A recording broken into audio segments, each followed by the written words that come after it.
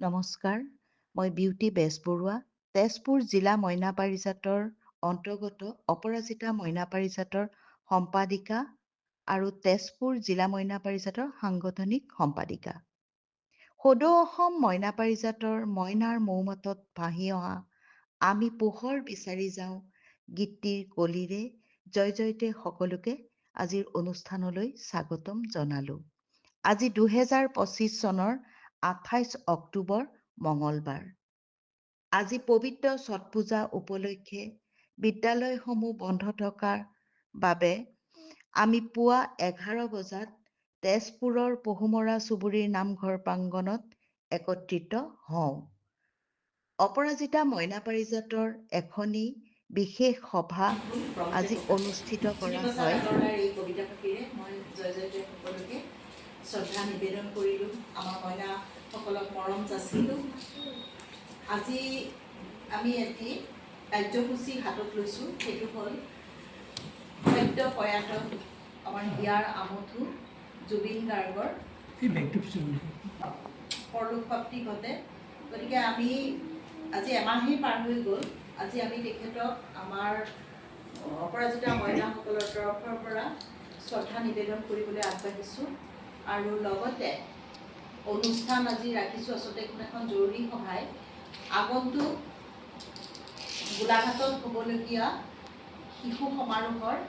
বিষয়ে অলপ আলোচনা কৰি তাত আমাৰ মইনাসকলক কেনেকৈ আমি এই সমাৰোহত অংশগ্ৰহণ কৰিব পাৰি তাৰ বিষয়ে জনাম আৰু তাৰ বাবে আমি প্ৰস্তুতি চলাব লাগিব।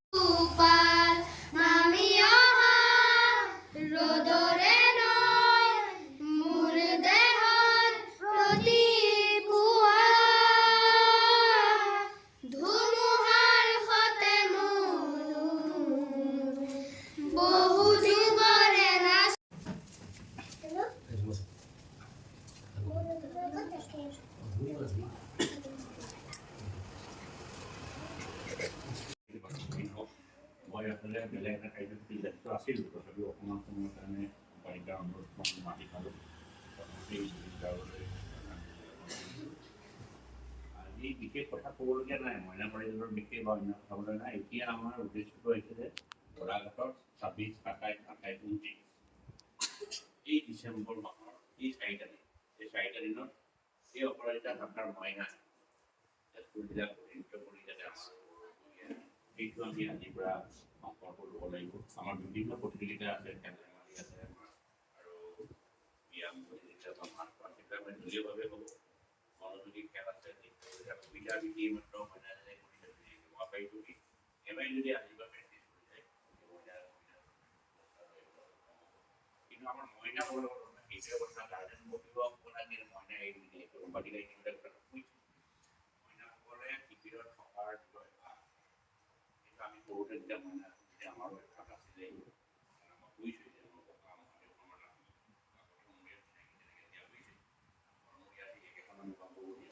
গতিকে এই শংকৰীয়া অঞ্চলৰ মইনাই যদি আমাৰ লগত কঢ়িয়াই আনি দিছে আৰু আমি এইটো ৭৫ বছৰীয়া জয়ন্তী আৰু মইনাই নাপাওঁ। অভিভাৱকসকলৰ পৰা এই কথাটো আনিবলৈ অভিভাৱকসকলে কিন্তু 5জন মইনা 5জন অভিভাৱক গ'লে নহ'ব। মইনা এগৰাকী পৰিচালকে পাব, তেওঁলোক যাব পাৰিব কিন্তু মইনাসকলক এতিয়াৰ পৰাই এতিয়া আজি অক্টোবৰ মাহৰ পৰাই নৱেম্বৰ ডিচেম্বৰ এইটো আমাৰ ধুনীয়াকৈ শিকাই বুজাই মইনাখিনিক তেজপুৰ জিলাৰ মইনা হৈ যিটো অনুষ্ঠান কৰিছে প্ৰথমতে আমি মইনা পাৰিজাতৰ পৰা আৰু মই যিখন আমাৰ আনিছিল এইবাৰ আমাৰ জিলাৰ তেওঁ সাংবাদিক সম্পাদক হিচাপে নিৰ্বাচিত হৈছে।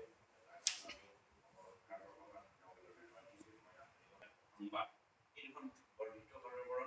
শিশু সমাজ প্ৰকাশ কৰোঁ যে মইনাৰ স্বৰচিত কিবা গৰ্ব কবিতা যদি আছে সহায় আচলতে অক্টোবৰৰ ভিতৰত দিবই লাগে, 30 অক্টোবৰৰ ভিতৰত দিবই লাগিছিল। তথাপিও মই আশা কৰি আজিৰ পৰা যদি আৰু আজি অনুষ্ঠানটোৰ ফটো এই পাৰিজাত সংবাদটো দিব পাৰিব। সেইখিনি আমাৰ সম্পাদিকাই ব্যৱস্থা কৰিব আৰু মইনাসকলৰ যে লিখনি আছে তেওঁলোকৰ লিখনি সেইখিনিও প্ৰকাশ পালে কি হয় আমি এই অঞ্চলৰ আমাৰ এটা গৌৰৱ হৈ যায় যে অপৰাজিতা থকা মইনা পাৰিজাতৰ এটা মইনাৰ গাড়ীখন পাৰিজাতৰ যেতিয়া ওলাব সকলো মইনা সাজু কৰা দায়িত্বটো অভিভাৱকৰ অপৰাজিতা মইনা পাৰিজাতৰ ধন্যবাদ জনাইছোঁ আৰু আশা ৰাখিছোঁ তেজপুৰ আঞ্চলিক মইনা পাৰিজাতৰ লগত এটা মাৰ্চ পাষ্ট কৰিছে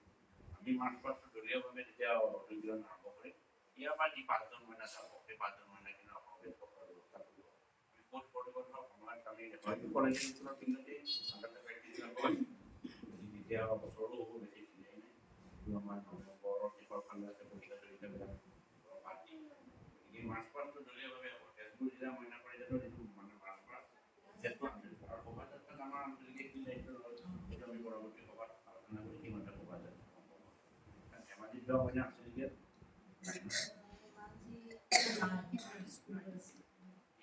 আমাৰ মইনাখিনিয়ে আপোনালোকে সাজু কৰক আৰু সদৌ মইনা পাৰিজাতৰ লৈ তেজপুৰ জিলা মইনা পাৰিজাতৰ যিটো আপোনাৰ গৌৰৱ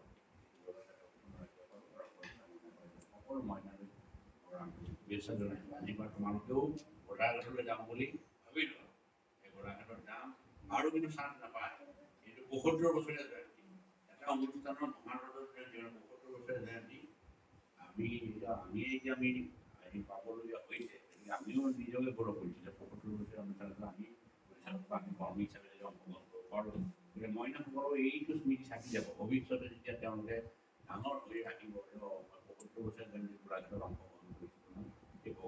অংশগ্ৰহণ কৰাটোৱে পুৰস্কাৰ পোৱাটো কথা অংশগ্ৰহণ কৰাটোৱে গতিকে তাৰ কাৰণে আপোনালোকে আজিৰ পৰা সাজু কৰক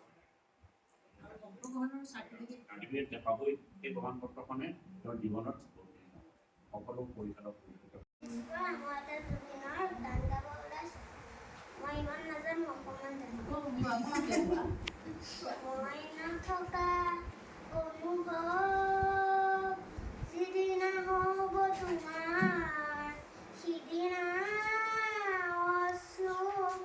কৰিবলৈ থোৱা মোৰ কবিতা চন্দন গানৰ বুজিবা তুমি সেইদিনা যিদিনা মই নাথাকিম জানা তোমাৰ প্ৰিয় গীত গাবলৈ যিদিনা